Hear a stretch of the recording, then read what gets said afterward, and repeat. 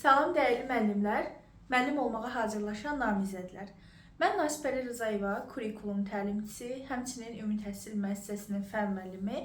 Sizlərə 2026-cı ilin imtahan proqramı haqqında məlumat vermək istəyirəm. Bildiyiniz kimi kurikulumda bu il üçün əsaslı dəyişikliklər mövcuddur. Artıq təhsil qanunu, terminlər, dövlət standartı sənədi, etik davranış qaydaları sənədi, taksonomiyalardan emosional və psixomotor taksonomiya, texnikalardan iş formaları, sinif otağının funksiyası kimi mövzular proqramdan çıxarılıb, yerinə bir sıra əlavələr edilmişdir ki, bu yeniliklərdən biri də iş üsullarına əlavə olunan SWOT analizi iş üsuludur. Bu üsul haqqında qısa, amma gözəl bir izah vermək istəyirəm sizə. SWOT analizi nə deməkdir? Bu üsulun tətbiqində əsas məqsəd odur ki, şagirdlər hər hansısa bir mövzuya, məsələyə, hadisəyə 4 müxtəlif baxış bucağı ilə baxa bilsinlər. Yəni 4 tərəfdən şagirdlərdən baxış tələb edir və SWOT bu ingilis dilindən sözlərin baş hərflərindən götürülüb. Necə ki, siz bunu 4M1KH-da, 3N üsulu qızıl dairədə də müşahidə eləmisiniz, BB-də də müşahidə eləmisiniz. Abreviaturası buradan gəlir. Gəlin daha diqqətlə bu hərflərin açıqlamalarının nə olduğuna diqqət yetirək. SWOT, buradakı S güclü tərəfləri bildirir. W yaxud da bizim dildə V zəif tərəfləri bildirir. O hərfi bu mövzunun hansı imkanlar qazandıracağını şagirdlərə bildirir. T isə bu mövzu üçün hansı maneələr var, hansı risklər var, hansı təhdidlər var, bunları bildirir. Misal üçün, mövzunun hansı üstünlükləri var, uşaqlar bunları güclü tərəflər qrupasında qeyd edirlər. Mövzu üzrə hazırda çatışmazlıqlar nələrdir, zəif tərəflər, inkişaf etdirilməli tərəflər nədir, bunu qeyd edirlər.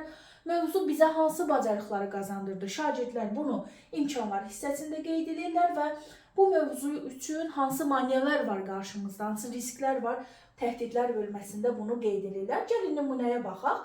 Tutaq ki, mövzu tullantıların azaldılması mövzusudur.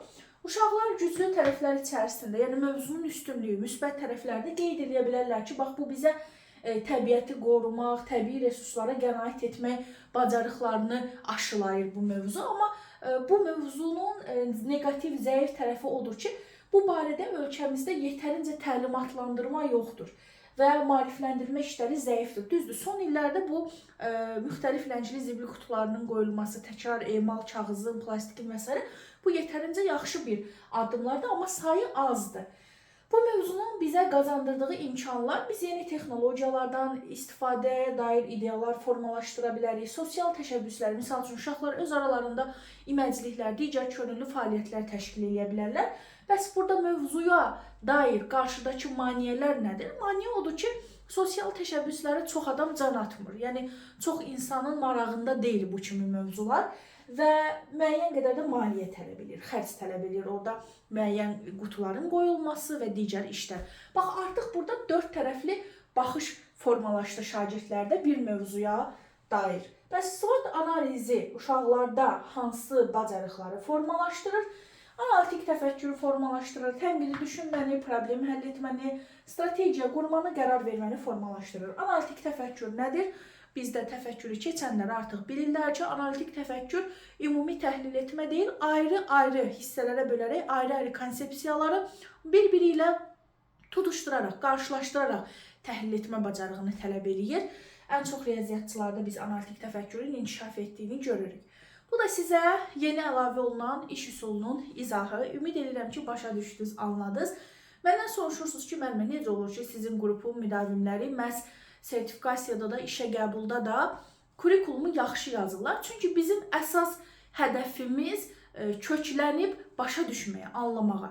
Yəni, bu üsulları vəsaitlərdə, müxtəlif vəsaitlərdə sadəcə tərif olaraq siz ki, görürsünüz. Amma biz üsulları sadəcə tərif olaraq öyrənmirik.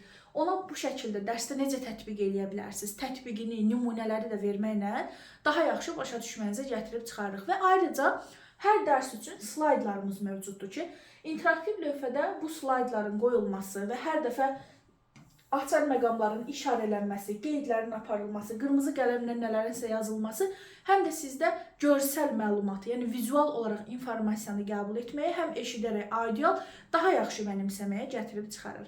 Yeni qruplarımıza qeydiyyat davam edir. Siz də 2026-cı ilin proqramındakı bütün yeniliklərlə, bütün dəyişikliklərlə ən peşəkar formada tanış olmaq, bu üzrə çox sayda situasiyalar, sınaqlar və testlər işləmək istəyirsinizsə, qrupda olmadan yerinizi qrupda tuta bilərsiniz. Endirimli kampaniya ilə qrupa qeydiyyatdan keçə bilərsiniz. Hər birinizə uğurlar diləyirəm.